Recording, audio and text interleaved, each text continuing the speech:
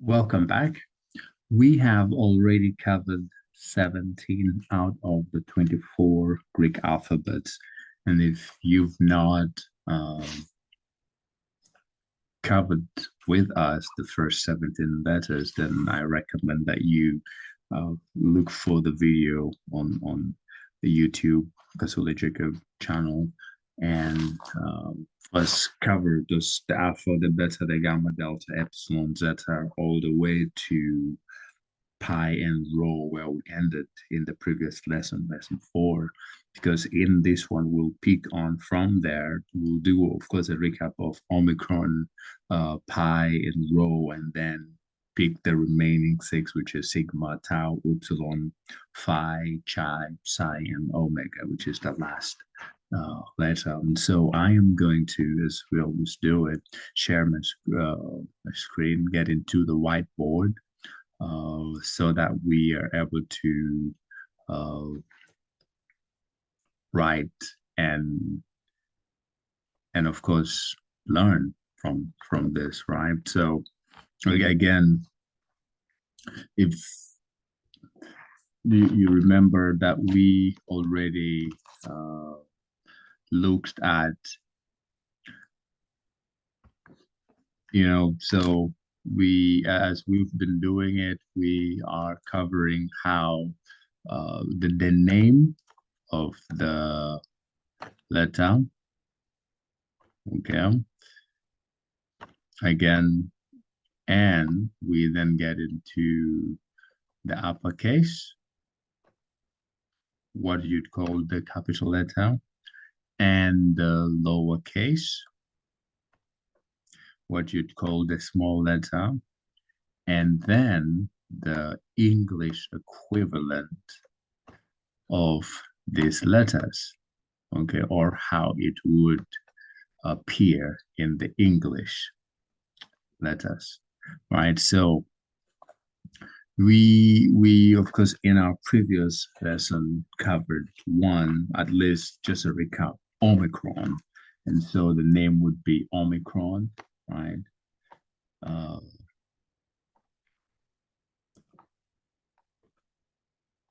I think all of us being in this period with, just post-COVID, then at least this name is not very strange to you because the name Omicron, the virus, actually is derived from the name Omicron, which is one of the Greek letters. But anyway, we're not getting into the history of that. But so Omicron, we said the uppercase, when you look at the uppercase Omicron, it is written just like the English O, just bigger, right?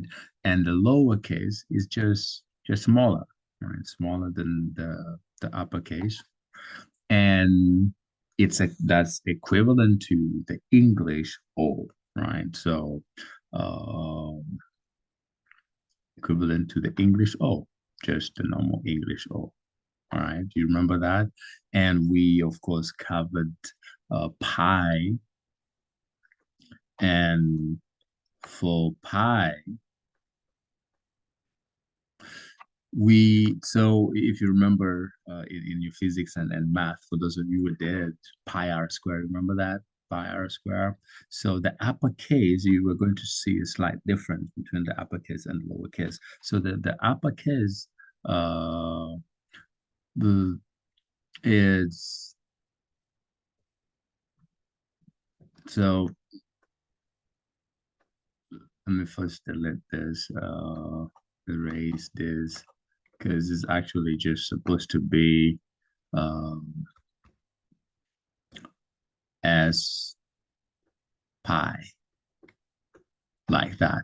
So so the uppercase, it's like you have something like that, and then you have something like that, and then you have something like that. That's the uppercase. So the uppercase or capital letter pi is bigger, right? And the lowercase is similar to how the uppercase is, but it has a curve. So think of something like that, and then now the two tails down there, just smaller than the uppercase or the capital. Difference is here has like a slight curve, and here is supposed to be straight, and that is equivalent to the English P. Now, when you, however, find, so you notice how in Greek, how the English equivalent of P is written, right? So this is what in the Greek equivalent, this is what P, quote unquote, would look like. It's called pi. So when you find something in Greek alphabet or Greek writing that looks like this, the English P, it is not P. It is actually the next letter that we're going to talk about, which is, as we remind ourselves, because the next letter in this is rho. Okay, so rho is the R written as R H O. Rho is the next letter. Now, rho is written like the English P. So the uppercase is actually like the English capital P. So when you find something like that, like English capital P, that is not a P in Greek. It's rho, which is equivalent to the English R. Now, the difference between the uppercase or capital letter and the lowercase or small letter is, so when you started this very well, you notice that there's a sharp H here. Okay. Now, in the Greek, the difference between the uppercase and the lowercase or the capital letter and the small letter is that the small letter rho does not have the sharp corner. Here is smoothen. Okay, so how is it written? Now you remember when we were writing beta. Okay, remember beta, that we say when you're writing beta, the difference between the beta, that the uppercase, which is uppercase, is written like this, right? But then the lowercase, we also say it for the lowercase, this is not, this age is not there. Then we say we begin with the tail, and then you do the curve, and then you do the curve. You remember that? Or when we were doing the move, right? And the move, we also say we begin. So of course the uppercase is just like the English M, okay? But the lowercase mu is where we get to begin also with the tail, and then we write that, right? Remember, say it for the mu, it's like you're writing a U, but with a tail. Okay, so the rho lowercase is written in the same way, okay? So when you're writing the rho lowercase, you will begin with this tail, okay? And so you begin, so for example, something like this, you'll go up and then bring this curve. You got it? So it'll be something like this.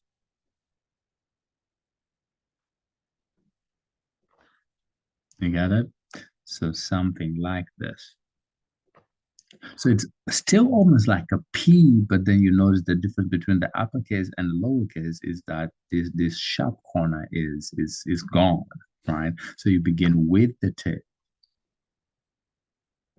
right? So as a matter of fact, most people write it slanted, almost like a nine inverted, like a mirror uh, of nine. So a lot of people write it more slanted like this than it being straight. But you get the point that the sharp edge disappears.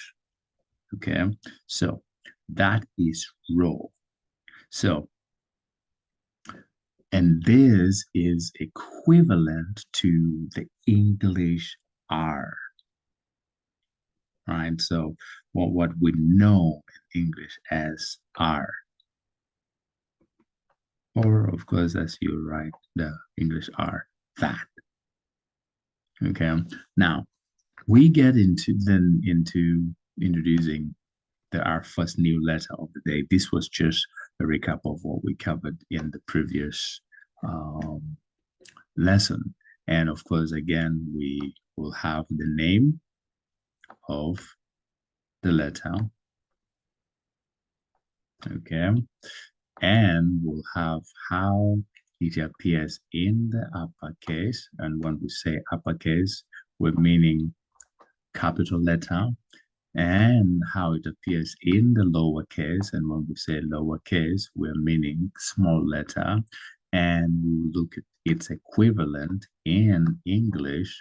Or how would it look like in the English equivalent? Which letter in English alphabet does it match, this particular Greek letter? Okay, so this is what we're getting into. So the first new letter of the day in this lesson is sigma. Okay, so sigma,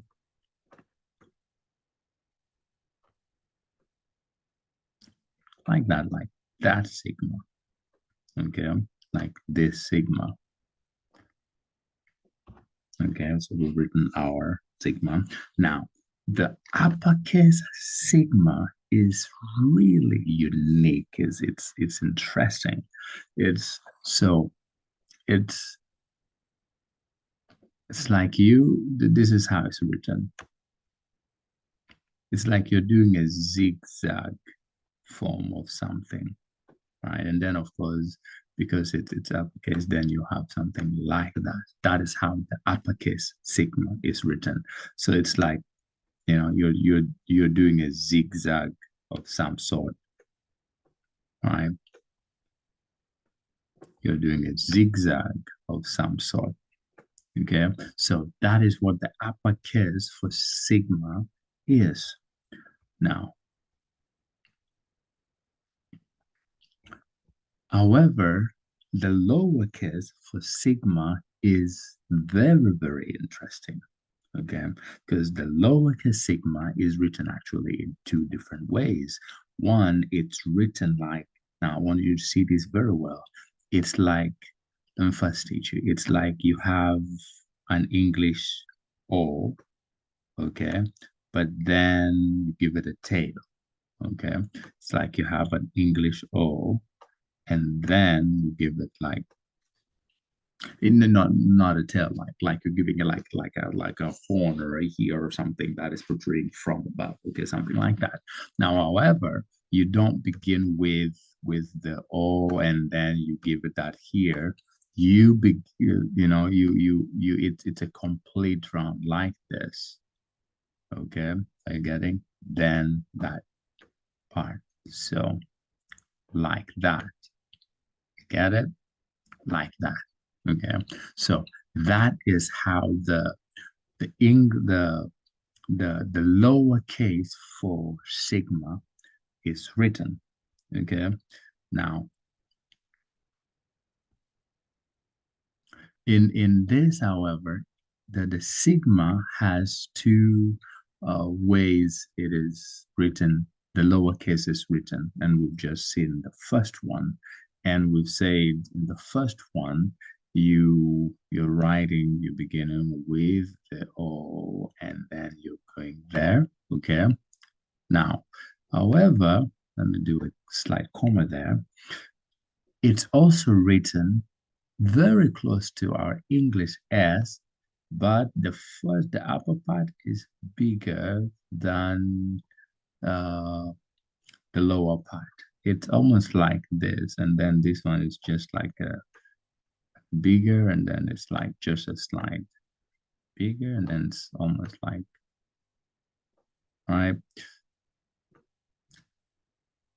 It's and to the closest to how it appears is actually like you're writing a C, but then instead of then you're trying to convert the C into like a S by giving it a smaller tail, right?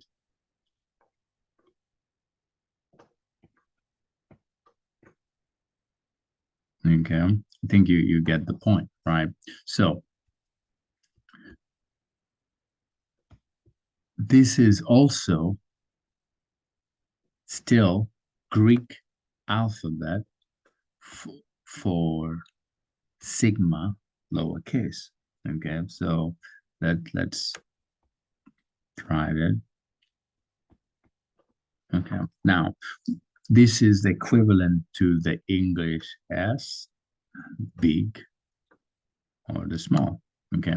Now, the reason why we're suddenly having the sigma written in three different ways in the upper and the lower case is because of how it's used. I just want to mention it briefly, but when you get into the actual Greek lessons of how this, like the diphthong and formations, amalgamations of words, modifications of nouns and verbs and all that, you will get to see how these letters are used. But so the uppercase sigma is used only, of course, in incidents where you're having, for example, nouns and all that starting the word, or where everything is in the uppercase or capital letters. Okay. Now, when it comes to uh, the small letters or the lowercase, I think you know at least the principle where and how uppercases or capital letters are used, right?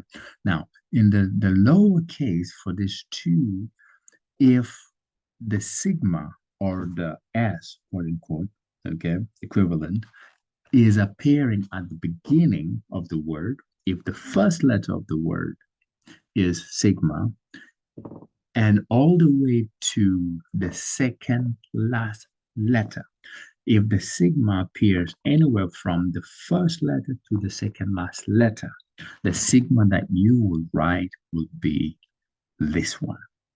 Okay. So this one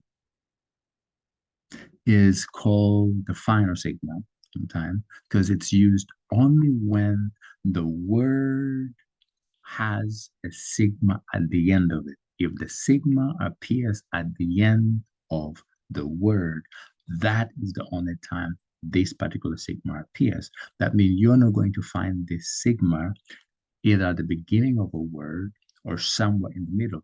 It's always going to be the last letter. And once you find it, that means that word ends with sigma, the last letter, the final sigma. It's this one. You get the difference? When the sigma appears from the first letter to the second last letter of the word, anywhere in between in the word, this is a sigma you're going to find in the lowercase form. And if the sigma is the last letter, then this is what you're going to find. Okay. So for example, apostolos.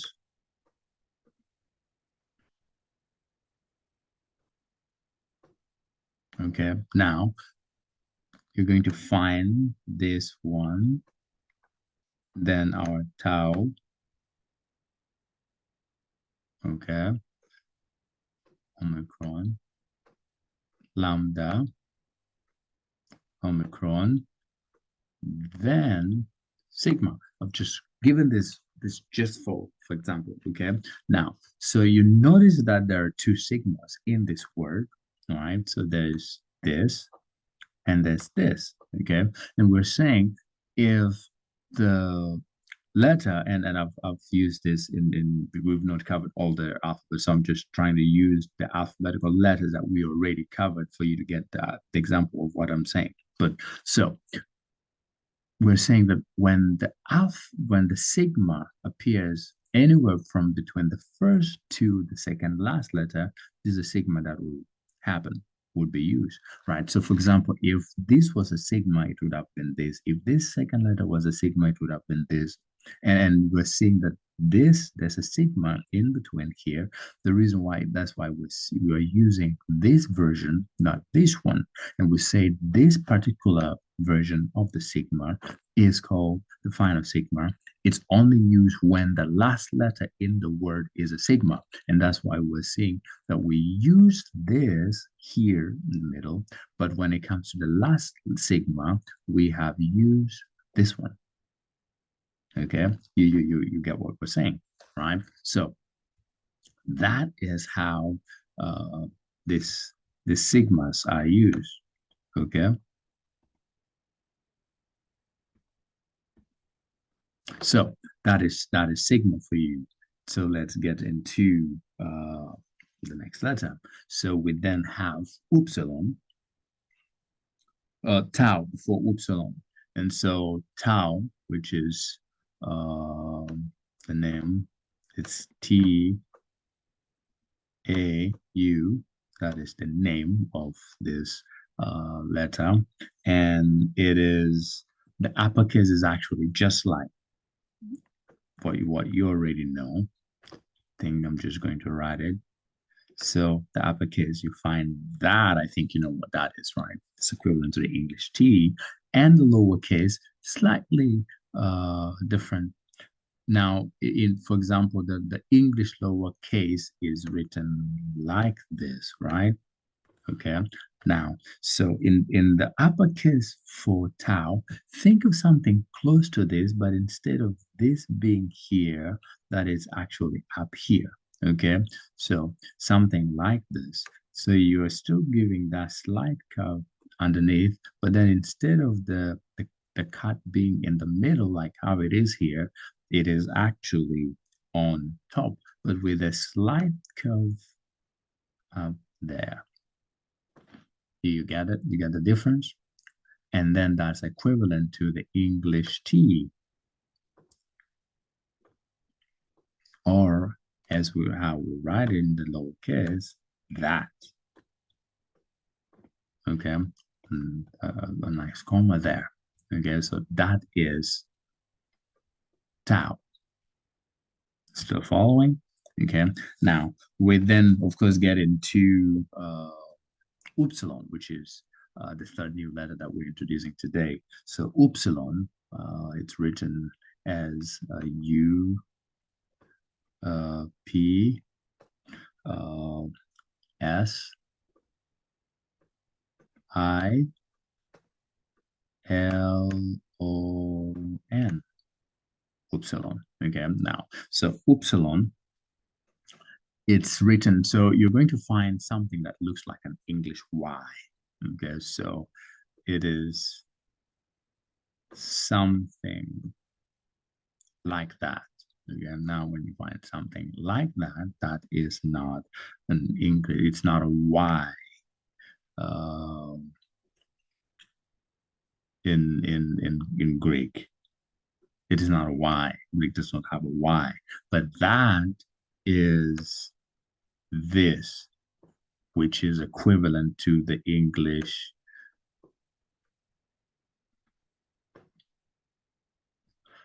U. It's equivalent to the English U, but you notice how you write. So you're writing the uppercase. It's like you're writing the English Y.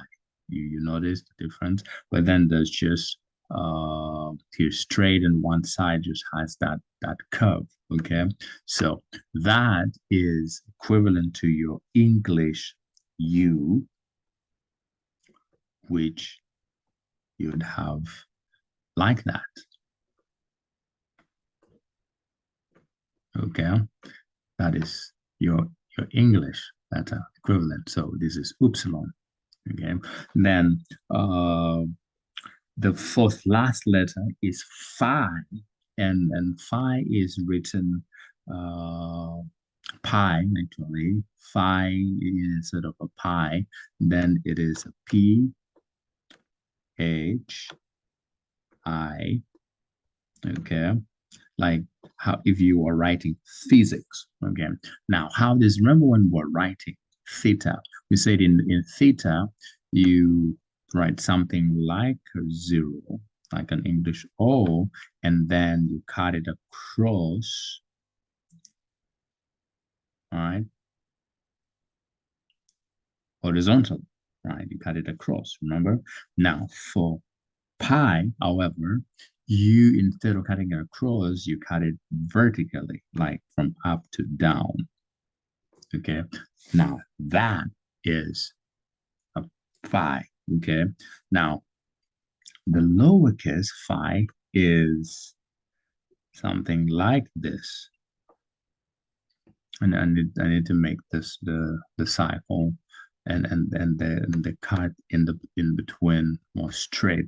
So you think it's still, it's like this, something smaller, okay, but then like that. Okay, now the difference is for the uppercase, this actually cuts across through. For the lowercase, it is only from inside penetrating downward. And a lot of times you write it like that. Okay, but then make sure that here is almost joined, right? So this is phi, and it is equivalent to the English pH. So for example, like if you are writing physics, all right, remember, like if you're writing physics, it's a pH, right? So this is equivalent to the English pH, right? So that means you're not going to find pH in Greek, it's phi. Okay. And the last letter is chi. Now, chi, it's like, or some people call it chi, that one. Okay. Now, chi is written, the uppercase, like the big one, it's like you're writing sort of about the event there. It's like you're writing a bigger X, like a big X, like the big English X. Okay, well, that will do. A bigger English X, okay. And then the lowercase difference between the uppercase and lowercase is that it's like this, and then you have the cross, but it's still an X. Difference is for this, there's a curve, and then there's a curve. Now, this one is equivalent to uh, CH.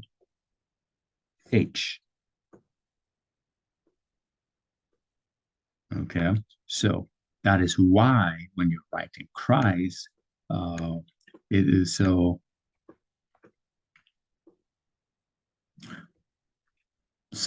like writing Christ, it is Christos. Okay, so it's chi, rho, iota, sigma, tau, omicron, sigma. Okay, Christos, because this stands for CH, and then rho is R, then of course iota is I, and then this is sigma, then this is tau, which is T, then this is omicron, which is equivalent to O, and then sigma, which is S, Christos, right? You get it? So the reason why when you look at the Greek alphabet, you don't find an H is because the chi already has an H in it. It's equivalent to the CH. Okay. Then the last two, before we finish today, the last two letters is psi, which is the name, psi. Okay. Now this one is written, it's like you're writing a U in a way, and then giving it a cut like that. That is the uppercase. The difference between the uppercase and the lowercase is just in the sides because it's written the same way. Okay, lowercase psi, and this one is equivalent to PS in English, like how you would write psychology, right? So it's like how you would write psychology. Okay, so let me just put it down there. Okay, so psi. So it is something like that, that is bigger. And then a smaller one for the lowercase. And we say it's equivalent to PS, like how you would say psychology. Okay. Uh, and then lastly, the last letter of the Greek alphabet is omega. Omega, which at least all of us know that one, right? At least we've all said alpha and omega. He's the alpha and omega, right? So omega, I think you remember this in physics as well. That is the uppercase. Okay. Now the lowercase is like an English W. That's how the lowercase is written. Now, this one is also equivalent to the English O, just like Omicron, but the difference is this one, the English O with a bar on top. Okay, so which means the sound of the O. So whenever omega is used, the sound of the O is strong and prolonged, like a bold, like if you're saying bold or gold or something like that. And whereas the sound of Omicron is just a normal low local. The sound of the O is soft and shortened, is not prolonged, it's not strong. All right. So this is the end of our English, the study of the Greek alphabet. So if you go back and now look at from alpha all the way to uh, omega, you will have a great deal of the Greek alphabet. So take time, study these things, and learn and practice because it is definitely going to help you because the first step in learning not just this language but in any language is understanding its alphabet and much more, especially if the alphabet is not the same with the Latin alphabet or what we know as the English alphabet, which is what we use in a lot of our learning. So this, once you've understood the alphabet, now you can get into learning and studying other things like the vowel, the Greek vowel system and the diphthongs, and then you begin getting into uh, amalgamations and the word, blending and all of those things. If you can master the alphabet very well, where you know how to identify and write both uppercase and lowercase, all of them, you will already have covered the big step towards learning and studying Greek. All right. I hope this helped, and I'll see you in our next lesson. God bless.